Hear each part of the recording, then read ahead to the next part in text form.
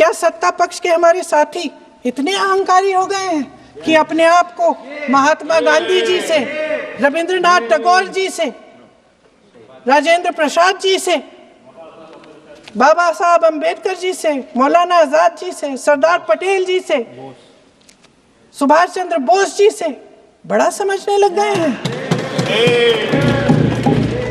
मोदी जी का अपने भाषण में ही कहना कि राष्ट्रगीत को एक विभाजनकारी सोच द्वारा काटा गया, उन सब महापुरुषों का अपमान है जिन्होंने अपना पूरा जीवन इस देश की आजादी की लड़ाई में झोंक दिया। वंदे मातरम को विभाजित करने का आरोप लगाकर आप पूरी संविधान सभा पर आरोप लगा रहे हैं, उसके हर एक नेता को दोषी ठहरा रहे हैं। यह हमारी संविधान सभा और हमारे संविधान का खुला वार है। और जहां तक जवाहरलाल नेहरू जी की बात है, जितनी देर हमारे प्रधानमंत्री देश के प्रधानमंत्री रहे हैं, 12 साल हो गए हैं, लगभग उतने ही सालों के लिए जवाहरलाल नेहरू जी जेल में रहे। किस लिए? इस देश की आज़ादी के लिए।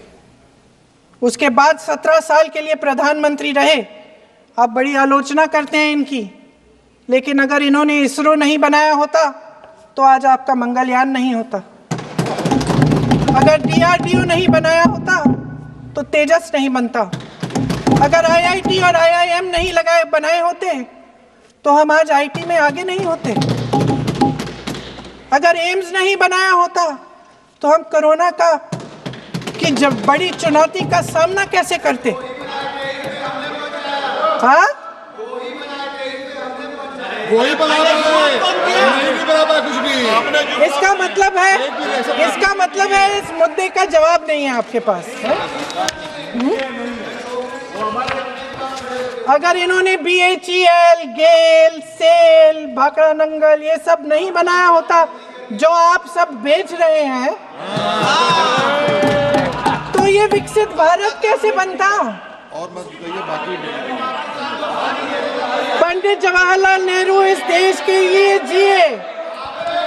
सुन लीजिए, बेच लो यार, बाकी भी बेच देंगे। पंडित जवाहरलाल नेहरू इस देश के लिए जिए और देश की सेवा करते करते उन्होंने दम तोड़ा।